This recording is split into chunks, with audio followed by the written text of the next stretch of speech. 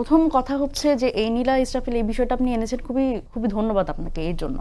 নীলা ইসরাফিল প্রথমত আমাদের যদি বলি যে এনসিপির মানে কেন্দ্রীয় কোনো নেত্রী না, তিনি আমাদের একটা থানার নেত্রী এবং উনি খুবই রিসেন্টলি যুক্ত হয়েছেন এবং ওনাকে কিন্তু ওনার সবচেয়ে বড় রাগ হচ্ছে উনি আমাদের সাথে যুক্ত হতে পারছেন না। এটার একটা গুরুত্বপূর্ণ কারণ ছিল, আমরা আসলে দেখছিলাম যে আমরা প্রথমে আসলে ওনাকে যুক্ত করিনি, কারণ ওনার ব্যাপারে নানান ধরনের একজন যখন আমাদের মেম্বার হবেন তার ব্যাপারে কিন্তু আমাদের আসলে একটু স্টাডি করতে হবে, তার ব্যাকগ্রাউন্ড এবং নানান কিছু।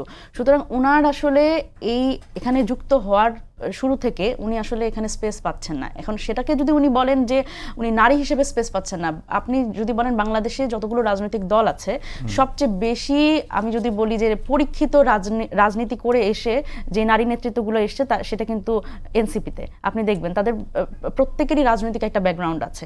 কিন্তু যখন নীলা ইসরাফিল এই ধরনের বিতর্কিত মন্তব্য করে এবং সেটি আসলে মুখ্য হয়ে দাঁড়ায়। আর এখানে আরেকটা ব্যাপার বলি, সেটা হচ্ছে আপনারা কি ক্ষমা চাইবেন কিনা এবং সারোয়ার তুষারের মানে ক্ষমা কেন চাইবো?